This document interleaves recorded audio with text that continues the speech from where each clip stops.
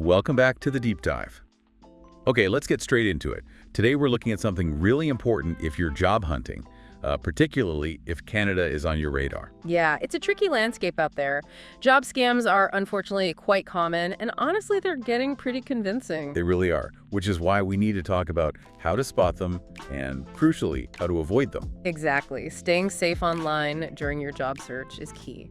So for this deep dive, we looked at an article over on CanadianVisa.org. It's called How to Spot Job Scammers and Tips to Avoid Them. Good source. And our mission here is basically to break down that article for you, pull out the critical advice, and give you the tools you need to search for work in Canada safely. We know you want this info quickly and thoroughly. Yeah, think of it as building up your scam detector. Because these online schemes are everywhere now, being aware is just, well, it's essential. Protects your time, your info, even your money. Absolutely. So let's start with the warning signs, the red flags.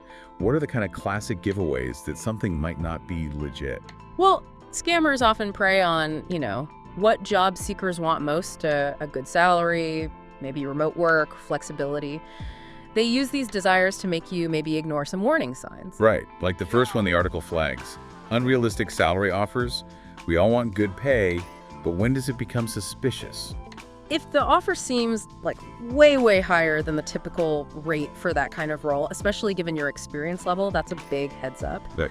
The article specifically mentions offers well above the industry average. It's designed to tempt you, to make you jump without thinking.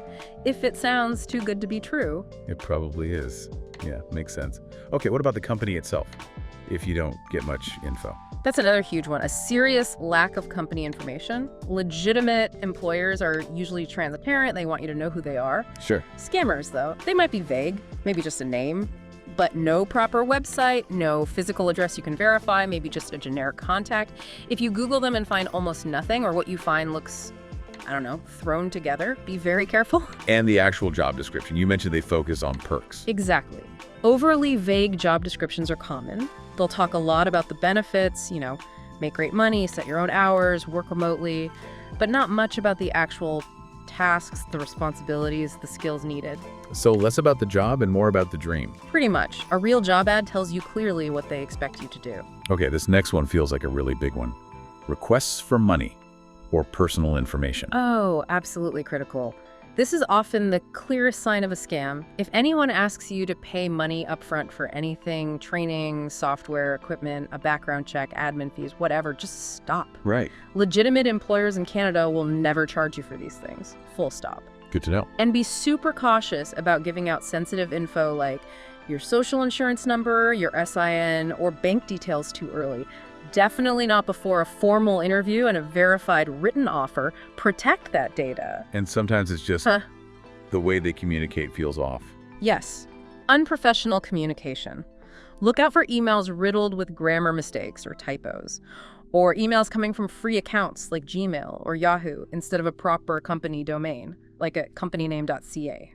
Okay. Also, if their replies to your questions are vague, evasive, or take ages for simple things, that lack of professionalism is a telltale sign. Authentic recruiters are usually pretty sharp. All right, those are some really clear red flags. So knowing what to look out for is step one. Now let's flip to the proactive side. What can you do based on the article to actively avoid these scams? Yeah, these are the practical steps, the habits you can build into your job search routine. Adds layers of safety. First up, and we touched on this, is research the company thoroughly. Definitely. Don't just take the name they give you at face value. Go looking. Find their official website. Does it look credible? Is there detailed information? Check for reviews on places like Glassdoor or Indeed.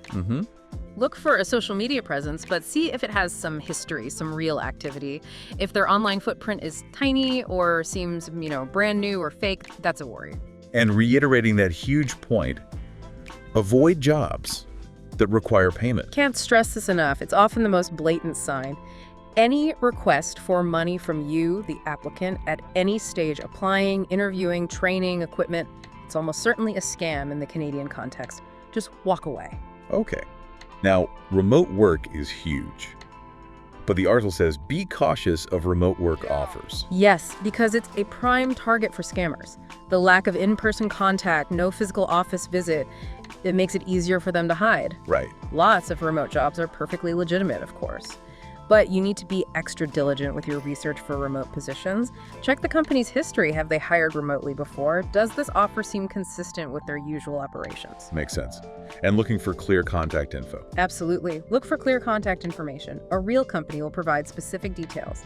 A physical address you can map, a working phone number, and, like we said, an email address tied to their business domain name. That at companyname.ca thing again.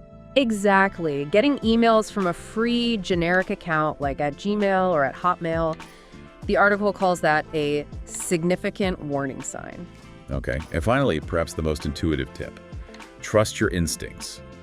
Yes, don't underestimate your gut feeling. If something about the offer, the communication, the pressure, if it just feels off or too good to be true, pay attention to that feeling. It's easy to get excited about a potential job, though. It is. And scammers often use pressure tactics. You need to decide now, this offer expires in hours. To stop you from thinking it through or doing your research, it is always okay to pause, step back, review everything, and say no if it feels suspicious. Don't be rushed.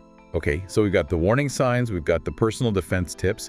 Now let's go a bit deeper into some of the more official strategies and resources the article mentions for a really secure job search in Canada. Right. This moves into understanding the legitimate systems and how things are supposed to work. It's about leveraging official channels. What are some of these official Canadian job verification resources?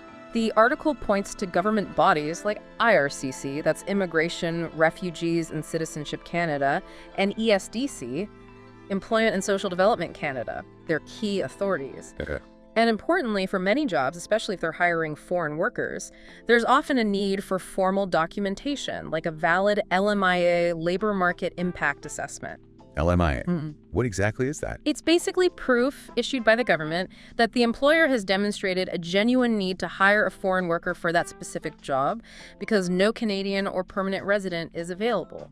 So having a valid LMIA associated with a job offer is a strong indicator of legitimacy for those types of roles. That's really useful. How else do legit Canadian employers check things out, and how does knowing that help me? Well, the article mentions that real employers use established proper channels for things like background checks. They might use services linked to the RCMP database, for instance. They also use official ways to verify corporate registration, basically, checking the company legally exists, or professional certifications if needed for the job.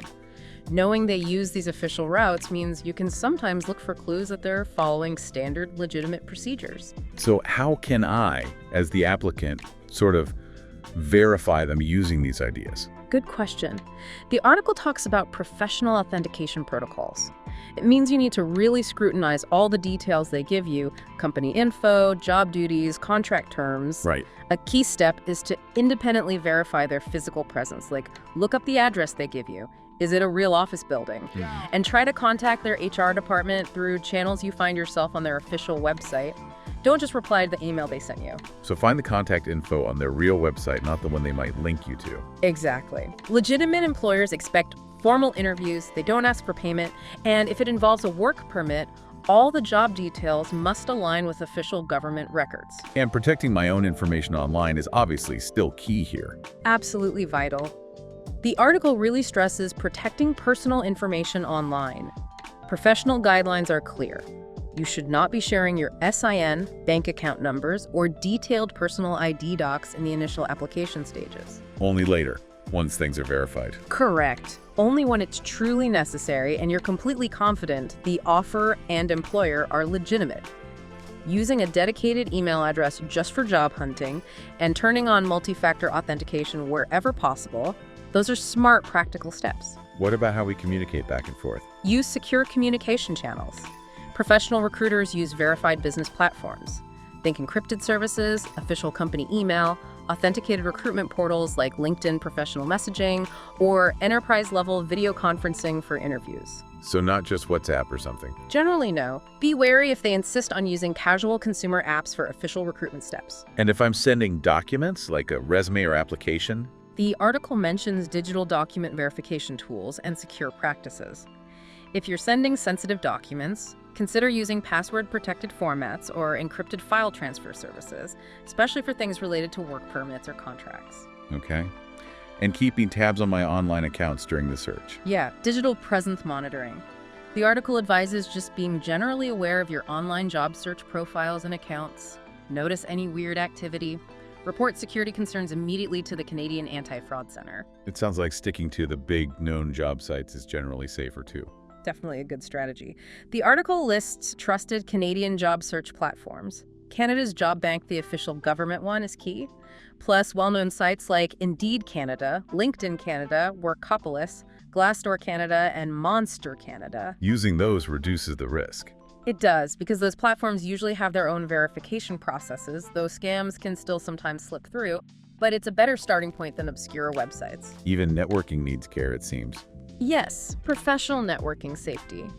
The article cautions against oversharing confidential info, even on professional platforms like LinkedIn, especially with new connections you haven't verified. How do you verify? Try to confirm their identity and roll through the company's official channels if possible.